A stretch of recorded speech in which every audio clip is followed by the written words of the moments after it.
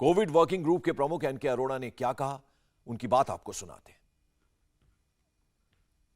एक तरफ तो हमारी ज़्यादातर जो जनता है उसको टीकाकरण हो चुका है और बहुत प्रभावी टीके हैं। दूसरा, बहुत 90% से ज़्यादा लोगों को प्राकृतिक तौर पे कोविड का इन्फेक्शन भी हो चुका है। तो एक जिसको हम हाइब्रिड इम्यूनिटी कहते हैं, उससे हम सब लोग का प्रतिरक्षण हुआ है। और यही कारण रहा कि ओमिक्रॉन के बहुत सारे 75 और 100 सब वेरिएंट आए इस बीच में, लेकिन भारत में उनका कोई विशेष दुष्प्रभाव नहीं देखा गया। ना हमें गंभीर बीमारियां ज़्यादा देखी, ना मृत्यु का आंकड़ा देखा। जबकि ओमिक्रॉन के कुछ सब वेरिएंट यूरोप और नॉर्थ अमेरिका में, वहाँ पर उसकी वजह से मृत्यु का आंकड़ा बना रहा, लेकिन हमारे यहाँ सौभाग्य से नहीं हुआ। और उसका कारण जैसा कि मैंने अभी बताया। तो ऐसी स्थिति में हम लोगों को अपना ध्यान बनाए रखना है, निगरानी को चुस्त दुरुस्त करना है। इंसाकॉग जो जीनोमिक सर्वेलेंस है उसको अच्छी तरीके से चला के रखते रहे। ये अपने गांव से ही बिजनेस करके 100 करोड़ से भी ज्यादा का बिजनेस करते हैं। क्या आपको भी गांव से ही बिजनेस करना है? तो फ्रीडम ऐप को अभी डाउनलोड कीजिए। रखना है और वो रखा जा रहा है। साथ ही साथ हमारा स्वेज का सर्वेलेंस है, हॉस्पिटल्स में सर्वेलेंस है, वो भी बहुत ज़रूरी है कि कहीं अगर कोई नया वेरिएंट आता है जो चिंता का कारण बन सकता है तो तुरंत कार्रवाई की जा सके। और यहाँ पर ये भी मैं बताऊँगा कि जो बाहर के इंटरनेशनल फ़्लाइट्स हैं उसमें सैंपल्स अभी भी पिक किए जा रहे हैं।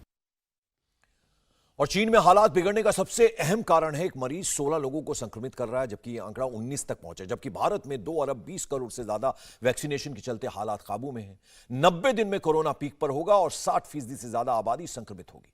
रिपोर्ट के मुताबिक 2023 में कोरोना से चीन में 10 लाख मौतें हो सकती हैं, क्योंकि अभी तक चीन में सिर्फ 38% ही वैक्सीनेशन हो पाया है और 65+ से ज्यादा के बुजुर्गों का वैक्सीनेशन सिर्फ 10% हुआ है।